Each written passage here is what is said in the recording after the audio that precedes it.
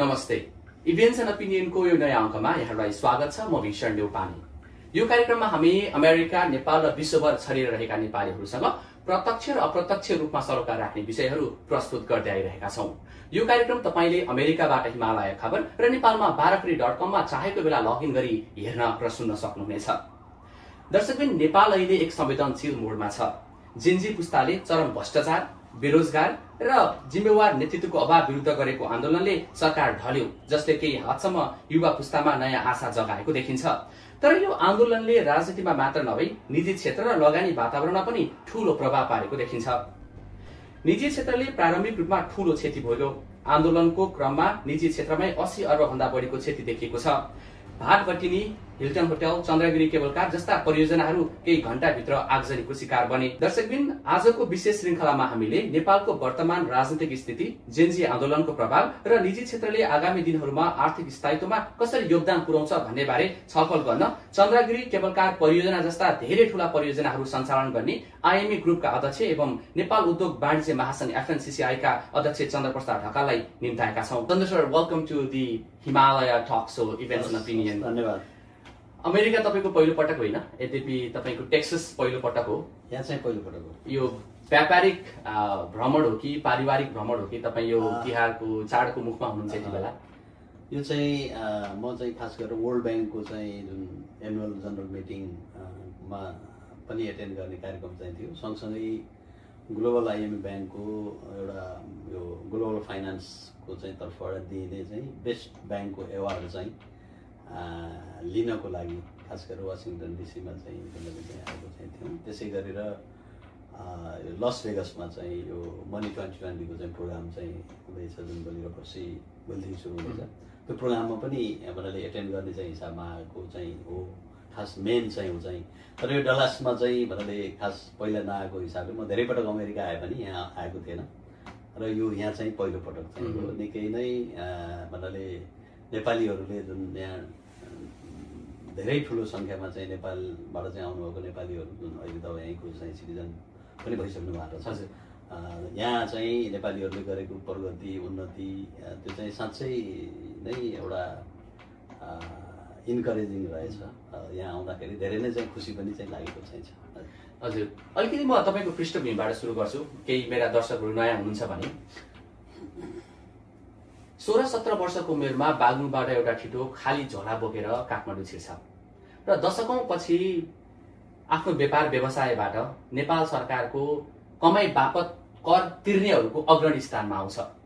नेपाल जस्तो देशमा त्यो स्थानबाट यो स्थानसम्म आइपुग्दा कति सहज, कति अप्ठ्यारो? धन्यवाद। वास्तवमा यहाँले मेरो जुन पृष्ठभूमिको हिसाबमा पनि जुन यहाँले चाहिँ भन्नुभयो, डेफिनेटली भन्नाले 16-17 वर्षमा देखि भन्नाले जुन एउटा एसएलसी पास गरेर खास गरेर चाहिँ काठमाडौँ आइसकेपछि हामीले एउटा चाहिँ व्यावसायिक पृष्ठभूमि चाहिँ नभएको चाहिँ परिवारको चाहिँ एउटा सदस्य भएको चाहिँ हिसाबले र सबै चाहिँ आफैले नै क्रिएट गरेर जुन अहिले भनौँ न अब निजी क्षेत्रको छाता सङ्गठन उद्योग वाणिज्य महासङ्घको चाहिँ अध्यक्ष र विभिन्न चाहिँ खास गरेर डिफ्रेन्ट सेक्टरको चाहिँ व्यावसायिक एक्टिभिटीमा म इन्भल्भ चाहिँ भएको चाहिँ हिसाबले एउटा चाहिँ जस्तो सरस्वती चाहिँ हेर्दा मान्छेको नेपालमा चाहिँ धेरै गाह्रो छ भन्ने पनि एउटा चाहिँ त्यति सहज चाहिँ छैन भन्ने एउटा न्यारेसन पनि बनेको चाहिँ छ। तर मलाई चाहिँ के लाग्छ भने नेपालमा धेरै चिजहरू चाहिँ वास्तवमा चाहिँ एक्सप्लोर गर्न चाहिँ बाँकी छ। यहाँले हेर्नुभयो भने हरेक चिजहरू, चाहे पूर्वाधारको चाहिँ कुरा गरौँ, चाहे टुरिज्मको चाहिँ कुरा गरौँ, चाहे कुनै पनि एरियामा चाहिँ भन्नाले हामीले चाहिँ एक्सप्लोर गर्ने धेरै चाहिँ ठाउँ छ। हामी यस्तो ठाउँमा छौँ कि तपाईँको भारत र चीनको बिचमा चाहिँ छौँ। जस्तो टुरिज्मकै चाहिँ कुराहरू हेरौँ, वास्तवमा चाहिँ अरबौँ मान्छेको भन्नाले देशको बिचमा हामी चाहिँ भएको हिसाबमा जस्तो हाम्रो अब जुन क्लाइमेटको हिसाबले पनि तपाईँको चाहिँ भनौँ न अब एउटा धेरै गर्मी ठाउँदेखि लिएर एउटा चाहिँ फ्रिजिङ लेभलको देशमा डाइभर्सिफाई गर्ने होइन। त्यसै गरेर जस्तो नेचुरल रिसोर्सको कुरा गर्दाखेरि जस्तो हाइड्रो पावरको चाहिँ कुराहरू जुन अहिले चाहिँ भन्नाले अब केही 1-1.5 वर्ष पहिला जस्तो 10,000 मेगावाटको चाहिँ जस्तो भारतसँग चाहिँ एग्रिमेन्ट पनि भएको चाहिँ छ। बङ्गलादेशमा पनि हामी एक्सपोर्ट गर्न सुरु गरिसकेका छौँ। त्यो हिसाबमा पनि वास्तवमा चाहिँ मलाई चाहिँ के लाग्छ भने यहाँले भने जस्तै नेपालमा धेरै नै चाहिँ सम्भावना चाहिँ छ र सायद त्यही सम्भावना भएको चाहिँ हिसाबले यहाँले हेर्नुभयो भने व्यावसायिक पृष्ठभूमि चाहिँ जिरोबाटै चाहिँ सुरु गरेको चाहिँ व्यक्तिहरूले पनि 20,000 मान्छेलाई चाहिँ रोजगारी दिएर भन्नाले चाहिँ हरेक एरियामा चाहिँ भन्नाले एउटा आएछ लिडिङ व्यावसायिक रूपमा चाहिँ अगाडि बढेको र भन्नाले हजारौँ जुन एउटा चाहिँ मान्छेहरूलाई रोजगारी दिने सब भन्नाले भनौँ न राज्यलाई चाहिँ ट्याक्समा चाहिँ सबभन्दा ठुलो चाहिँ कन्ट्रिब्युसन चाहिँ गर्ने त्यो सबै चाहिँ हेर्दाखेरि मलाई चाहिँ के लाग्छ भने नेपालमा भन्नाले धेरै नै चाहिँ सम्भावना चाहिँ छ, एक्सप्लोर गर्न धेरै बाँकी चाहिँ छ। त्यो हिसाबमा एउटा हामीले सरस्वती चाहिँ हेर्दा खास गरेर विदेशमा बस्ने चाहिँ नेपाली दाजुभाइ तथा दिदीबहिनीहरूले जस्तो विदेशसँग चाहिँ कम्पेयर गर्दाखेरि चाहिँ के देखिन्छ भने तपाईँको पक्कै पनि त्यो विदेशको चाहिँ भन्नाले 100औं वर्ष चाहिँ देखि बनेको सिस्टम प्रोसिड्युर होइन मेकानिजम त्यहाँको चाहिँ डेभलपमेन्टलाई कम्पेयर गर्यो भने त हामी चाहिँ भन्नाले कमै जस्तो चाहिँ लाग्ला हामी कहाँसम्म भन्नाले त्यो धेरै भन्नाले चाहिँ कम्पेयर गर्दा हामी अलि धेरै पछि छौँ भन्ने चाहिँ लाग्छ, स्वाभाविकै हो त्यो। तर भन्दा इन रियालिटीमा जुन हाम्रो ठाउँको जुन एक्सप्लोर गर्ने चाहिँ चिजहरू जुन पोसिबिलिटीहरू चाहिँ छ त्यो हिसाबमा मलाई लाग्छ नेपालको भन्नाले चाहिँ जुन अपर्च्युनिटीहरू छ त्यो धेरै नै चाहिँ छ भन्ने चाहिँ मलाई लाग्छ। वास्तवमा आज हामी चाहिँ म उद्योग वाणिज्य महासङ्घको चाहिँ एउटा अध्यक्षको रूपमा मात्र नभएर म चाहिँ वास्तवमा हरेक सेक्टरमा हामी इन्भेस्टमेन्ट पनि गरेको चाहिँ छौँ, एक्सप्लोर गरेको छौँ, हजारौँ मान्छेहरूले चाहिँ रोजगारी पाएको छ। जस्तो ट्याक्सको कन्ट्रिब्युसनमा हेर्नुभयो भने हामी सबभन्दा धेरै ट्याक्स तिर्ने चाहिँ भन्नाले एउटा चाहिँ उसको रूपमा पनि चाहिँ छौँ। त्यो हिसाबमा मलाई चाहिँ लाग्छ नेपालमा धेरै चिजहरू गर्न सकिन्छ भन्ने चाहिँ।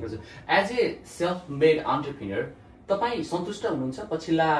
दशकमा जसरी नेपालको जुन यो उद्योगमा निजी क्षेत्रमा जसरी क्रमिक सुधार आइराखेको छ होइन, त्यसमा सन्तुष्ट हुने ठाउँ छ कि अझै राम्रो गर्न छैन? यसमा चाहिँ के छ भने जस्तो यहाँले हेर्नुभयो भने म चाहिँ उद्योग वाणिज्य महासङ्घको चाहिँ अध्यक्ष भएको करिब 2.5 वर्षभन्दा चाहिँ बढी भयो होइन। मैले त्यो उद्योग वाणिज्य महासङ्घको अध्यक्ष चाहिँ भएपछि मैले 4-5वटा चाहिँ चिजहरू मैले एकदमै भन्नाले चाहिँ मैले कमिटमेन्ट गरेका थिएँ, म यो चिजहरू गर्छु भनेर भनेको थिएँ। त्यसमा भन्नाले हाम्रो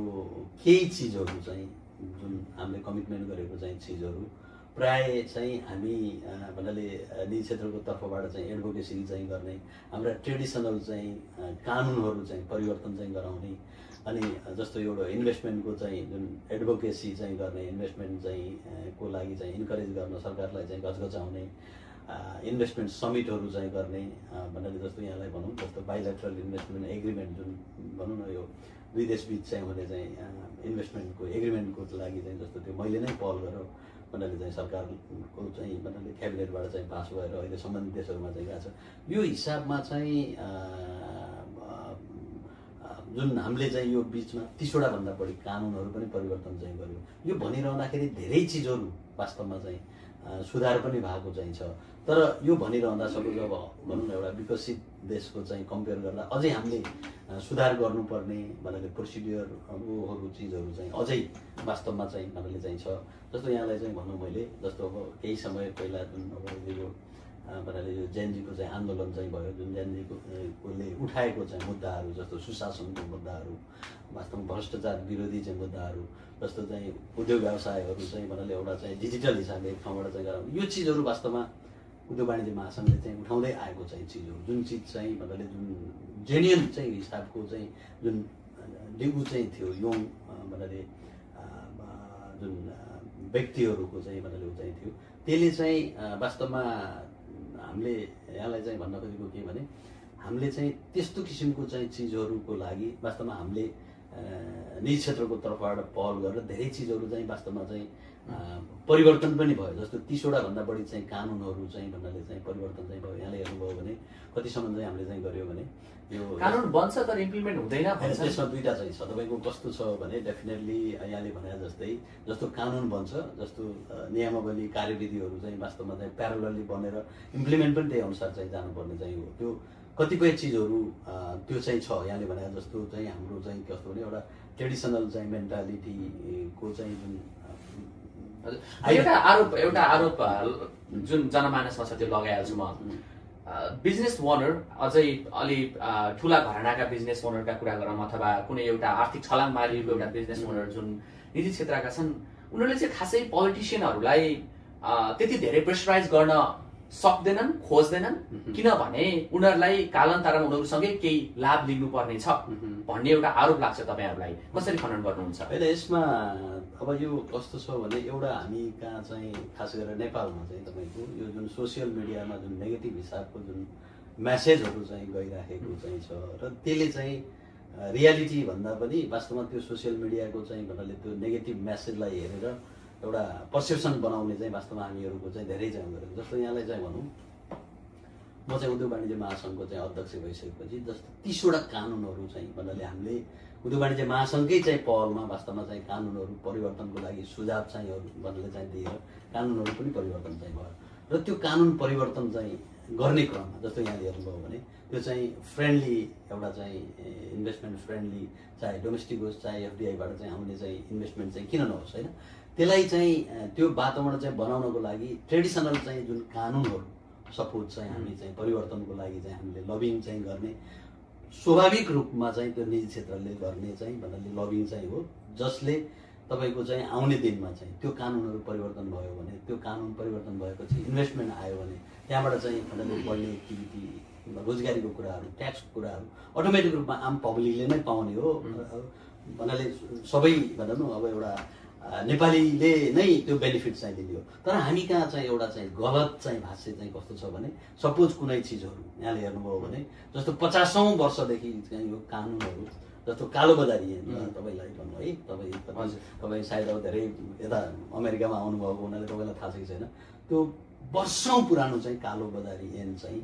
जुन चाहिँ चिज चाहिँ वास्तवमा हामीले निजी क्षेत्रको चाहिँ तर्फबाट यो कालोबजारी ऐन चाहिँ खारेज गर्नुपर्छ भनेर वास्तवमा हामीले चाहिँ लबिङ गऱ्यौँ। यसको मतलब चाहिँ त्यो कालोबजारी ऐन भनेको चाहिँ कस्तो भने जस्तो 20% भन्दा तपाईँको भन्नाले बढी मार्जिन चाहिँ भन्दा चाहिँ लिन नपाउने भन्ने एउटा ट्रेडिसनलको ऊ चाहिँ भयो। अनि अब त्यसले चाहिँ के भयो भने वास्तवमा चाहिँ हामी चाहिँ सिस्टम चाहिँ बनायो भने 20% को ठाउँमा चाहिँ सपोज 40% चाहिँ फाइदा सपोज लियो भने भन्नाले त्यो जुन विलासिताको चाहिँ वस्तु चाहिँ यदि चाहिँ छ र 20% को ठाउँमा 40% मार्जिन चाहिँ लिएर चाहिँ बेच्यो र त्यो 40%बाट आउने चाहिँ जुन ट्याक्स चाहिँ जस्तो सरकारलाई चाहिँ आयो भने वास्तवमा त्यो अप्सन चाहिँ यदि चाहिँ भन्नाले चाहिँ भयो भने जस्तो चाहिँ भनौँ न त्यो विलासिताको वस्तु त जरुरी छैन नि, भन्नाले चाहिँ जस्तो एउटा उनै गर्नुपर्ने चाहिँ हिसाबको जस्तो त्यो 20% भन्दा बढी हुनु हुँदैन भन्ने चाहिँ हिसाबको जुन मार्जिनको कुरा जुन त्यो कालोबजारी ऐनमा चाहिँ थियो त्यसलाई चाहिँ वास्तवमा हामी यो चाहिँ एकदम ट्रेडिसनल चाहिँ भयो, यो चेन्ज गर्नुपर्छ भनेर निजी क्षेत्रको सुझाव अनुसार वास्तवमा त्यो कानुन खारेज पनि गर्यो। तर त्यो कानुन चाहिँ खारेज चाहिँ गरेको चाहिँ कुराहरूलाई चाहिँ खास गरेर सोसियल मिडियामा चाहिँ यो चाहिँ ल निजी क्षेत्रले चाहिँ लबिङ गर्यो, यिनीहरूले आफ्नो फेभरमा चाहिँ गर्यो भनेर वास्तवमा चाहिँ त्यसलाई चाहिँ गलत हिसाबको चाहिँ व्याख्या अपव्याख्या चाहिँ गरेको कारणबाट वास्तवमा धेरै चिजहरू हाम्रो चाहिँ अहिले जति पनि जस्तो यहाँले हेर्नुभयो नि, यहाँले भन्नुभयो नि जस्तो चाहिँ निजी क्षेत्रका मान्छेहरू भन्नाले चाहिँ के अरे आफ्नो फाइदाको लागि चाहिँ पोलिटिसियनहरूसँग चाहिँ विच इज भेरी रङ। त्यो यसको मतलब चाहिँ मैले चाहिँ त्यो छँदै छैन भन्ने चाहिँ होइन होला, केही अपवाद चाहिँ होला, तर जनरलाइज गरेर जुन हिसाबले चाहिँ हेर्ने, जुन हिसाबले चाहिँ भन्नाले एउटा जुन भनौँ न ओभरअल इकोनोमीलाई चाहिँ डेभलप गर्नको लागि चाहिँ चाहिने कानुनहरू हडल्सहरू चाहिँ परिवर्तन चाहिँ गर्ने कुरालाई पनि वास्तवमा चाहिँ नेगेटिभ हिसाबले जुन चाहिँ लिने गरिएको चाहिँ छ त्यो चाहिँ एकदमै गलत चाहिँ हो। र त्यसलाई मैले अलिकति क्लियर गर्छु म तपाईँलाई सुन्नु चाहिँ त्यो चाहिँ त्यस्ता चिजहरूलाई सोसियल मिडियामा चाहिँ भन्नाले चाहिँ अब कसैले एउटा चाहिँ राम्रो चाहिँ सपोज कुनै एउटा प्रोजेक्ट चाहिँ भन्नाले चाहिँ बनायो, त्यहाँ रोजगारी सुरु गर्यो भने तपाईँले हेर्नुभयो भने त्यहाँ पहिला नेगेटिभ चाहिँ भन्नाले चाहिँ कमेन्ट चाहिँ पहिला चाहिँ आइराखेको हुन्छ। ताकि जस्तो यहाँ हेर्नुहोस् न ट्याक्स पेयर मनी भनेपछि यहाँ कस्तो फुर्ती साथ चाहिँ मान्छेले चाहिँ चाहिँ गर्छ। जस्तो यहाँ भनौँ न यहाँ तपाईँ भन्नाले तपाईँको चाहिँ सपोज अब 100 रुपियाँको सामान चाहिँ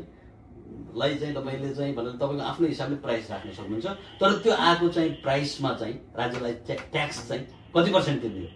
त्यो ट्याक्स चाहिँ राज्यलाई चाहिँ तिरेपछि मलाई लाग्छ भन्नाले त्यो यहाँ त्यस्तो हुँदैन। तर त्यही चिज चाहिँ हामी चाहिँ नेपालमा चाहिँ गर्दाखेरि ल यो चाहिँ व्यवसायीहरू भन्नाले चाहिँ पोलिटिसियनहरू चाहिँ गर्यो अथवा यसले चाहिँ गर्यो भन्ने जुन एउटा चाहिँ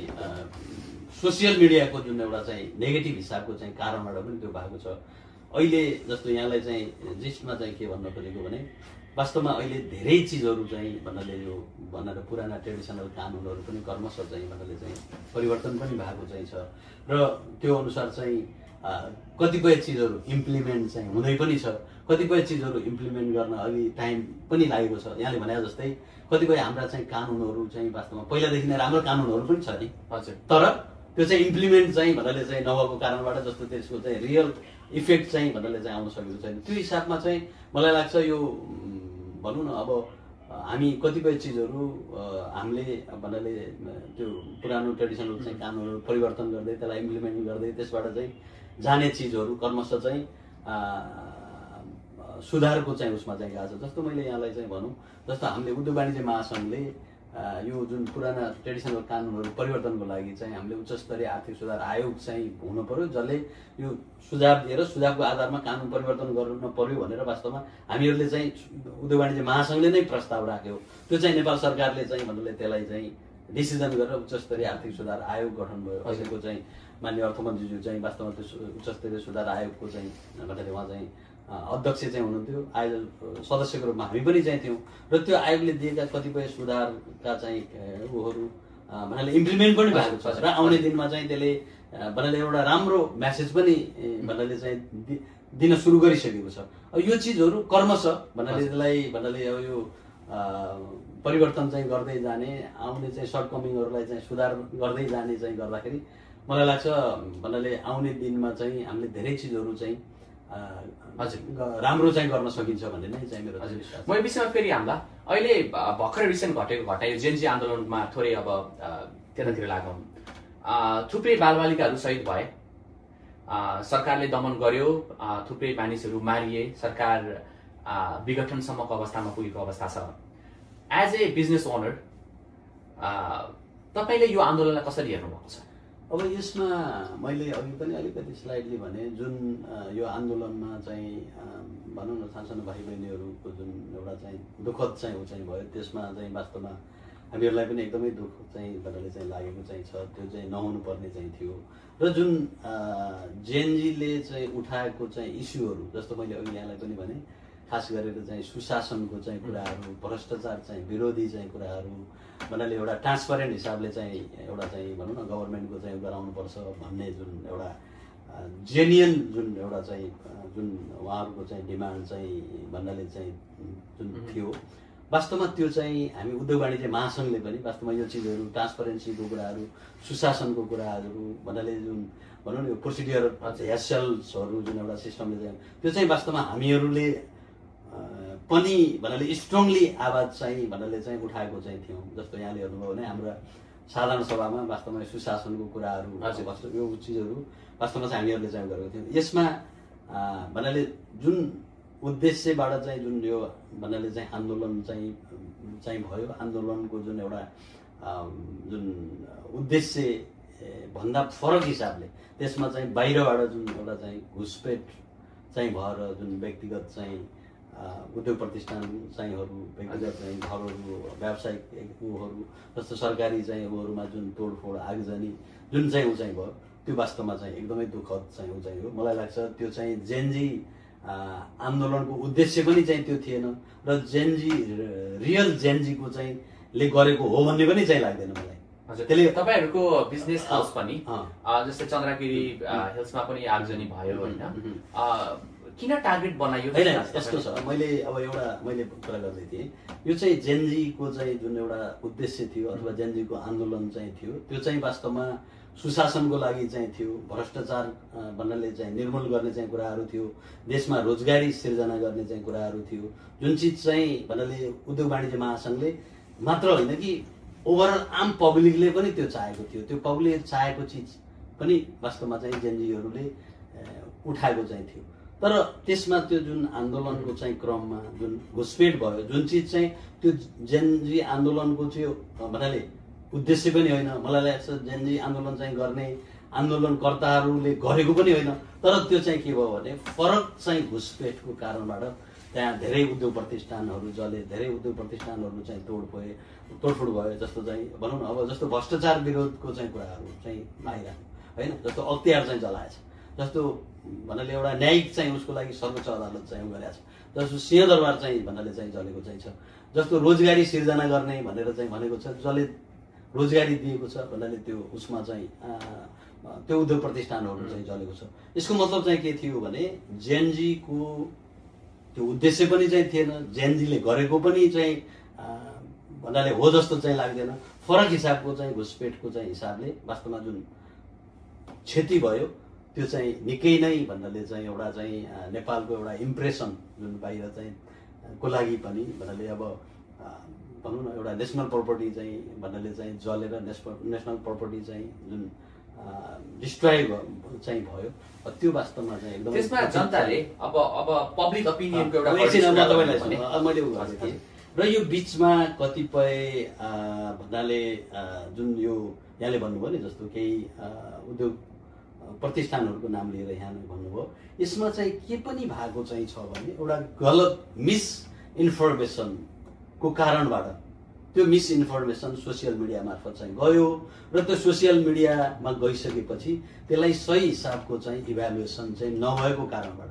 वास्तवमा यो तोडफोड आगजनी जुन ऊ चाहिँ भयो नि त्यो चाहिँ भएको भन्ने लाग्छ। म तपाईँलाई एउटा सिम्पल चाहिँ म यहाँलाई चाहिँ भनौँ, जस्तो तपाईँले चन्द्रगिरीकै कुरा गर्नुभयो, चन्द्रगिरी चाहिँ को जुन भनौँ न बटम स्टेसनमा चाहिँ भयो, त्यहाँ चाहिँ भन्नाले अब त्यो मैले चाहिँ त्यो सोसियल मिडियामा ल चाहिँ माथि चाहिँ को भन्नाले व्यक्तिहरूलाई चाहिँ माथि चाहिँ ऊ चाहिँ गरेको छ भन्ने चाहिँ म्यासेज चाहिँ भयो, अथवा त्यस्तो जुन चाहिँ मिसलिडिङ इन्फर्मेसनको चाहिँ कारणबाट वास्तवमा चाहिँ धेरै जसो चाहिँ इन्डिभिजुअल चाहिँ उद्योग प्रतिष्ठानहरू जसले हजारौँजनालाई चाहिँ रोजगारी दिएको छ, हजारौँजनाले चाहिँ भन्नाले चाहिँ रोजीरोटीको जुन एउटा भनौँ न इन्जोय गरेको छ, भन्नाले धेरैभन्दा धेरै चाहिँ ट्याक्स चाहिँ तिरेको चाहिँ छ, जसको हाम्रो उद्देश्य नै भन्नाले देशमा रोजगारी सिर्जना गर्ने उद्देश्य नै हाम्रो चाहिँ धेरैभन्दा धेरै चाहिँ भन्नाले ट्याक्स तिर्ने, धेरैभन्दा धेरै पूर्वाधारहरू बनाउने, धेरैभन्दा धेरै चाहिँ जस्तो अब इकोनोमिक एक्टिभिटी बढाउने भन्ने चाहिँ उसको जुन एउटा तोडफोड आगजनी भएर जुन एउटा चाहिँ नेगेटिभ चाहिँ म्यासेज चाहिँ गयो, त्यो चाहिँ प्योरली सोसियल मिडियामा गलत हिसाबको त्यसलाई के भन्छ मिसलिडिङ इन्फर्मेसनहरू गयो। त्यसको कारणबाट धेरै चाहिँ ऊ चाहिँ भएको चाहिँ छ। त्यो चिजहरू वास्तवमा चाहिँ सोसियल मिडिया जुन हिसाबको युज चाहिँ भयो, त्यो चाहिँ वास्तवमा त्यसले चाहिँ हामीले चाहिँ धेरै छुट नेपालले चाहिँ धेरै क्षति चाहिँ भनेर चाहिँ। हजुर, अब अलिकति एउटा प्रसङ्ग के जोड्न चाहेँ भने मैले केही वर्ष यता चाहिँ हुन त तपाईँ त्यसमा सामेल पनि हुनुहुन्न, म तपाईँको अहिलेमा चल्तीकै बिजनेसम्यानको हिसाबले मिनबहादुर गुरुङ जो भागवत टिभीको चाहिँ अध्यक्ष हुनुहुन्छ, उहाँले एमाले पार्टीलाई चाहिँ जग्गा अथवा घर बनाइदिन्छु, पार्टी गरिदिन्छु भनेर एउटा खालको अभिव्यक्ति दिनुभयो र त्यसपछि अब एमाले भित्र पनि छुट्टै एउटा खालको विरोध आयो, एउटा व्यापारीबाट लिने कि नलिने भनेर। त्यस्ता कुराहरू त जेनरल पब्लिक त वाच गरिराखेका छन् नि त। नेपाल जस्तो देशमा जहाँ चाहिँ भौतिक पूर्वाधार बन्न बाँकी छ, जहाँ चाहिँ डोल्पाको एउटा दुर्गम गाउँमा अस्पताल बन्नुपर्ने ठाउँमा एउटा व्यापारीले त्यहाँनिर गएर लगानी गरेको भए त कति राम्रो देखिन्थ्यो होला। अथवा समाज सेवाको हिसाबमा कर्पोरेट सोसल रेस्पोन्सिबिलिटी जुन अभियसली हजुरहरूले डिफ्रेन्ट गरिराख्नु भएको छ, खैर तपाईँ त्यसमा इन्भल्भ हुन्न, तर मैले तपाईँको पर्सेप्सन बुझ्न चाहेको त्यस्ता इन्फर्मेसनले पो हो कि होइन। अब एउटा म तपाईँलाई एउटा सिम्पल चाहिँ चाहिँ भन्न चाहेँ होइन, मैले पोलिटिकल चाहिँ इस्यु भन्दा पनि मिनबहादुरजीले चाहिँ सिएसआरमा कति चाहिँ भनेर राम्रो काम गरेको छ तपाईँहरूले इभ्यालुएसन गर्नुभएको छ? डेफिनेटली गर्नु होइन जस्तो उहाँले चाहिँ भन्नाले करोडौँ रुपियाँ चाहिँ ऊ चाहिँ गरेर चाहिँ हस्पिटल बनाएछ, जस्तो टिचिङ हस्पिटल होइन, भन्नाले अर्बौँ रुपियाँ चाहिँ भन्नाले जस्तो चाहिँ ऊ गरिरहेको छ। मैले अघि तपाईँलाई सुरुमा पनि भने मैले धेरै चाहिँ म इङ्गेज गर्न चाहिँ चाहेन, त्यसलाई चाहिँ भन्नाले जस्तो भनौँ न उहाँले चाहिँ गरेको चाहिँ जुन सब्जेक्ट अफ म्यानिपुलेसन जस्तो गरेर, किनभने मिसइन्फर्मेसनको कारणबाट वास्तवमा चाहिँ त्यसलाई चाहिँ भन्नाले जुन चाहिँ गरियो नि, विच इज भेरी रङ होइन। जस्तो उसको चाहिँ हिसाबमा जस्तो केही कुराहरू चाहिँ वास्तवमा हुन सक्ला, कतिपय चाहिँ कुराहरू चाहिँ भन्नाले के चाहिँ होला होइन, तर त्यसलाई चाहिँ मैले अघि नै पनि मैले यहाँलाई चाहिँ भने भन्नाले हामी चाहिँ के हाम्रो चाहिँ कस्तो देखियो भने यो सोसियल मिडिया चाहिँ धेरै चाहिँ चिजहरू सानो चिजहरूलाई चाहिँ जनरलाइज चाहिँ गरेर वास्तवमा चाहिँ ओभरअल चाहिँ उसमै चाहिँ भन्नाले चाहिँ त्यो आउने चाहिँ देखियो। त्यसले गर्दा म चाहिँ के चाहिँ यहाँको चाहिँ उसमा के भन्न चाहेँ भने यो जुन मिसइन्फर्मेसन जुन भन्नाले चाहिँ भनौँ न गलत इन्फर्मेसनको चाहिँ कारणबाट चाहिँ हुने चाहिँ ऊ चाहिँ यो चाहिँ वास्तवमा आम पब्लिक पनि चाहिँ सचेत हुनुपर्ने, त्यो चाहिँ इभ्यालुएसन चाहिँ गर्नुपर्ने, त्यो रियलमा हो कि होइन भन्ने चाहिँ हिसाबले भन्न चाहिँ चाहन्छु मैले। यति नै चाहिँ हजुर। अब तपाईँ यति बेला अमेरिकामा हुनुहुन्छ, तपाईँ अमेरिकामै हुँदै गर्दा नेपालमा चर्चित व्यवसायी, विभिन्न व्यवसाय, निजी क्षेत्र र सरकार, विद्युत प्राधिकरण बिच टसल परिरहेछ। अब चाहिँ निजी क्षेत्र चाहिँ अलायन्स नै बनाएर अब विद्युत प्राधिकरणमा चाहिँ अब यो आन्दोलन टाइपको प्रोग्रामहरू गर्ने भनेर चाहिँ हिजो मात्रै नेपाली मिडियाहरूमा आइराखेको छ। यसलाई कसरी हेर्नु भएको छ? होइन, यसमा यो चाहिँ अहिले आएको इस्यु होइन नि, यो तपाईँले चाहिँ अहिले आएको चाहिँ इस्यु होइन, यो चाहिँ भन्नाले धेरै पहिला चाहिँ आएको उद्योग वाणिज्य महासङ्घको। तर अहिले नयाँ चाहिँ आउनु भइसकेपछि भन्नाले उहाँ यो यस्तो डिसिजनहरू पहिला पनि चाहिँ चाहिँ गरेको थियो। हामीले चाहिँ के गर्यौँ भने जुन म चाहिँ वास्तवमा सुरुमा यो लाइन पहिला पनि काटिएको चाहिँ थियो र हामीले चाहिँ उद्योग वाणिज्य महासङ्घले र मेरो व्यक्तिगत तर्फबाट र उसको चाहिँ तर्फबाट पनि जुन हिसाबको चाहिँ तपाईँको के भन्छ यो त्यति बेलाको जुन ट्रङ्क लाइन र डेडिकेटेड लाइनको त्यहाँ दुईटा चाहिँ उचाइ छ। एउटा डेडिकेटेड लाइन चाहिँ युज गरेकै भन्नाले जुन मान्छेले चाहिँ पैसा तिर्नै पर्ने चाहिँ पैसाहरू चाहिँ छ, एउटा चाहिँ भन्नाले त्यो भन्नाले जनरलाइज गरेको चाहिँ वास्तवमा एउटा चाहिँ इस्यु चाहिँ छ होइन, जनरलाइज चाहिँ गरेको चाहिँ छ, अथवा भन्नाले त्यो टेक्निकल्ली तिर्न नपर्नेहरूलाई पनि तिर्न पर्छ भनेर चाहिँ गरेको चाहिँ भन्नाले इस्युहरू दुईटा छ। त्यसमा उद्योग वाणिज्य महासङ्घले क्लियरली चाहिँ के भनेको चाहिँ छ भने त्यो दुईटा चिज चाहिँ छुटाउनु पर्छ। युज गरेको चाहिँ जुन भनौँ न डेडिकेटेड लाइन चाहिँ युज गरेर स्पेसिफिक त्यो टाइममा चाहिँ यदि युज गरेको चाहिँ छ भने त्यो पैसा चाहिँ व्यवसायीहरूले चाहिँ तिर्नुपर्छ। हामीले त्यति बेला पनि भनेको थियौँ र त्यो जनरल हिसाबले यतिकै चाहिँ बिल पठाएर भन्नाले उसले युज गरेको चाहिँ छैन, बिल मात्र चाहिँ पठाएर यदि उसलाई निजी क्षेत्र अथवा उद्योग प्रतिष्ठानलाई चाहिँ तिर्नुपर्छ भनेर भनिएको छ भने त्यो तिर्नु चाहिँ हुँदैन भनेर वास्तवमा उद्योग वाणिज्य महासङ्घले उद्योग वाणिज्य महासङ्घकै चाहिँ पहलमा वास्तवमा एउटा चाहिँ आयोग पनि गठन गरेको थियो। त्यो मैले नै पहल गरेको थिएँ, त्यति बेला पनि लाइन काटेको थिएँ, लाइन काट्नलाई जोड्न पनि मैले नै चाहिँ पहल गरेको थिएँ। हजुर। र त्यो चिज अहिले चाहिँ भन्नाले अहिले पनि भन्नाले चाहिँ यो चाहिँ भएको छ। म अहिले पनि के भन्न चाहन्छु भने जसले चाहिँ वास्तवमा चाहिँ जुन तिर्नु नपर्ने हो अथवा त्यो भनौँ न विद्युत प्राधिकरणले चाहिँ भन्नाले त्यो टेक्निकल हिसाबमा तिर्नु नपर्नेहरूको लागि पनि बिल पठाएर तिर्नुपर्छ भनेर चाहिँ भनेको छ, त्यो चाहिँ तिर्नु चाहिँ हुँदैन। जसले डेडिकेटेड लाइन त्यति बेला चाहिँ साँच्चै चाहिँ युज गरेको छ त्यो चाहिँ भन्नाले चाहिँ तिर्नुपर्छ। मैले त्यति बेला पनि भनेको थिएँ, म अहिले पनि त्यही भनिदिन्छु। र उद्योग वाणिज्य महासङ्घको चाहिँ भन्नाले अफिसियल धारणा पनि वास्तवमा चाहिँ यही नै हो। हस्, हुन्छ। म एउटा अन्तिम प्रश्न राख्छु तपाईँलाई। जुन अहिलेको जेन्जी आन्दोलनपछि जुन विध्वंस भयो निजी क्षेत्रमा, जसरी आक्रमणहरू भए दोस्रो दिनमा, यसले व्यापारीहरूको मनोबल कस्तो छ अहिलेको अवस्थामा र नेपालमा बाहिर बसेका एनआरएनहरू जो इन्भेस्ट गर्न चाहन्छन् कस्तो वातावरण छ? छोटकरीमा भनिदिनुहोस् न। हस्, धन्यवाद। यो चाहिँ एकदमै इम्पोर्टेन्ट चाहिँ भन्नाले क्वेसन चाहिँ भन्ने सोध्नुभयो। म चाहिँ के भन्न चाहिँ चाहन्छु भने डेफिनेटली बाहिरबाट हेर्दाखेरि चाहिँ के देखिन्छ ओहो भनेर त्यो जस्तो चाहिँ जुन नेपालको त्यो 24 गतिको घटना छ नि, सधैँ त्यस्तै चाहिँ सबै ठाउँमा त्यस्तै छ कि भनेर मान्छेहरू बाहिर बस्नेहरू खास गरेर विदेशी भनौँ अथवा नेपालीहरू पनि बाहिर बस्ने एनआरएनहरू चाहिँ कतै त्यस्तो भनेर ओहो भनेर चाहिँ के हुन्छ त्यहाँको वातावरण भन्ने चाहिँ छ। तर रियालिटी चाहिँ के हो भने यहाँले हेर्नुभयो भने 46 सालदेखि हामी चाहिँ 46 सालको आन्दोलन हेरेका छौँ, माओवादी आन्दोलन चाहिँ हेरेका छौँ, 62 को हेरेका छौँ, भूकम्पको चाहिँ हेरेका छौँ, धेरै चिजहरू चाहिँ उ गरेको हिसाबले मलाई लाग्छ यो नहुनु पर्ने चाहिँ थियो, जुन अस्तिको चाहिँ नहुनु पर्ने चाहिँ थियो। तर त्यति भनिरहँदाखेरि पनि मलाई आज उद्योग वाणिज्य महासङ्घको चाहिँ अध्यक्षको हिसाबले मैले र एउटा निजी क्षेत्रको इन्टरप्रेन्योरको हिसाबले वास्तवमा चाहिँ नेपालमा चाहिँ लगानी गर्नलाई अझै पनि एक्सप्लोर गर्ने धेरै ठाउँ भएको हिसाबले अहिले पनि म के भन्न चाहन्छु भने बाहिर भन्दा चाहिँ नेपालमा चाहिँ धेरै अपर्च्युनिटी चाहिँ छ र म एनआरएनको चाहिँ साथीहरूलाई र विदेशी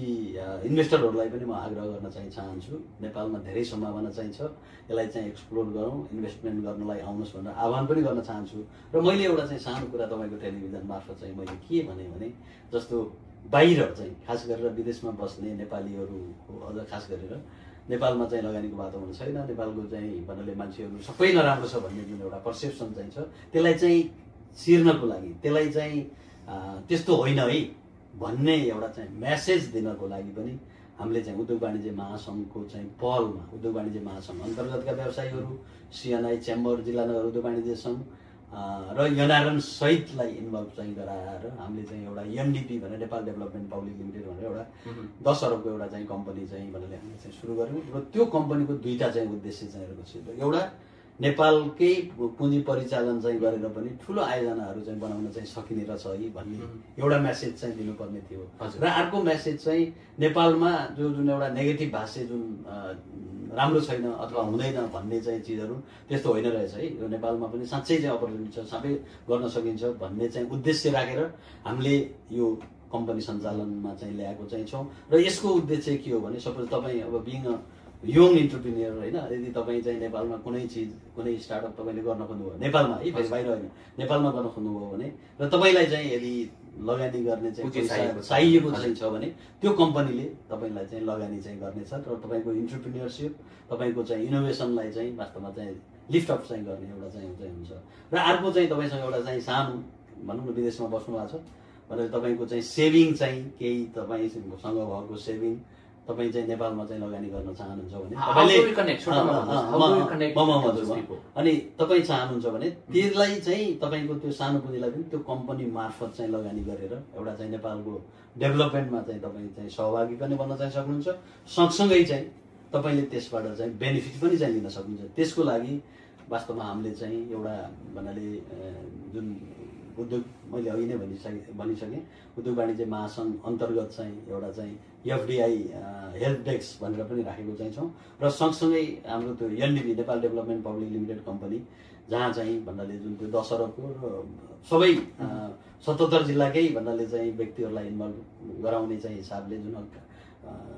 त्यो प्रोजेक्ट चाहिँ सुरु भएको छ त्यसमा चाहिँ लगानी गर्नको लागि वास्तवमा त्यो नेपाल डेभलपमेन्ट नेपाल एनडिपीको चाहिँ उसमा चाहिँ हाम्रो त्यहाँ चाहिँ पहिला वाणिज्य ब्याङ्कमा 30 वर्षसम्म चाहिँ तपाईँको के भन्छ हाम्रो कार्यकारी प्रमुख भएको चाहिँ कृष्ण शर्माजी चाहिँ त्यहाँको चाहिँ हाम्रो ऊ चाहिँ हुनुहुन्छ कार्यकारी प्रमुख चाहिँ हुनुहुन्छ। हामीले काम सुरु गरिसकेको छौँ। वास्तवमा त्यसमा एउटा लिमिटेसन छ, 1 करोडभन्दा बढी चाहिँ लगानी एकजनाले गर्न पाउने चाहिँ व्यवस्था चाहिँ छैन।